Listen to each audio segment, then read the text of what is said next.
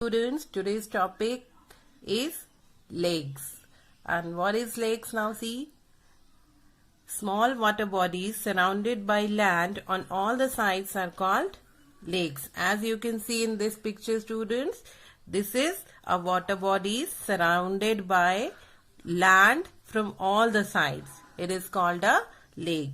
And lakes can be fresh water or saline, natural or human made.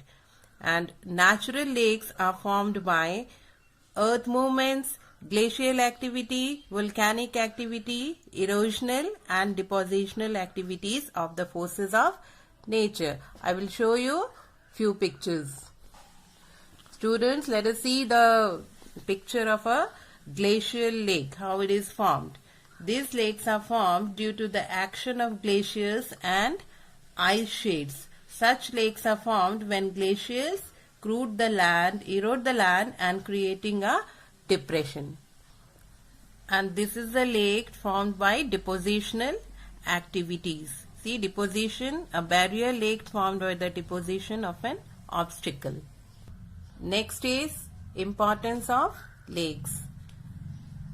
A lake helps to regulate the flow of a river. During heavy rainfall, it prevents flooding, and during the dry season it helps to maintain a regular flow of water. And the waters of lakes can be used for irrigation purposes, navigation and for generating hydroelectricity. And lakes serve as a source of food and minerals, and lakes moderate the climate of the surroundings, and it provides a scenic beauty that tourists come to see these lakes. Our next topic is rivers.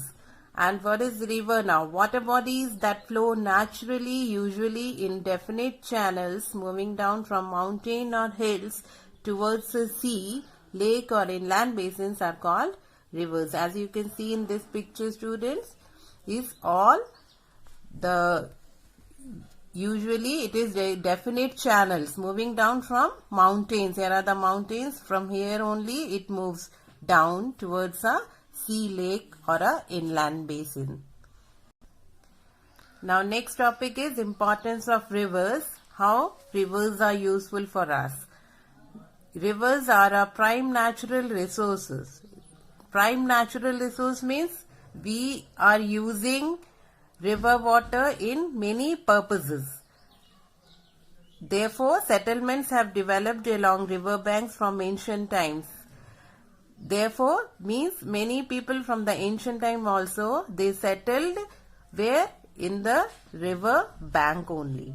And next is river water is used for irrigation purposes, for agriculture and for generating hydroelectricity.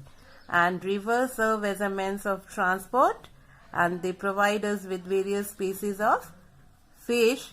And lastly, it is river enhance scenic beauty. Means many people from other countries also come to see the rivers of different types, and thereby it promotes tourism also. Our next topic, students, it is the pollution of water bodies. Now, what is this pollution of water bodies? Water bodies get polluted by the discharge of wastewater from industries, discharge of untreated domestic sewage, runoff from agricultural fields, oil spills and littering. As you can see in this picture, students, this is discharging of industrial, and this is oil spills. This is dumping garbage and few raw sewage and seepage from landfill. These are the causes of this pollution of the water bodies. Now students, one question I can arise, that how are humans affected by water pollution? It is a very serious thing. So many humans are affected by this water pollution, like infectious diseases can be spread through contaminated water like typhoid, cholera, dysentery, jaundice, etc. Chemicals in the water also have negative effects on our health. Now how we can tackle this problem. Rising level of water pollution is a matter of serious concern. Several steps should be taken to tackle this issue. Now, what are the steps we should take? That are, sewage treatment plants must be used to treat domestic sewage. This plant should be used. Then wastewater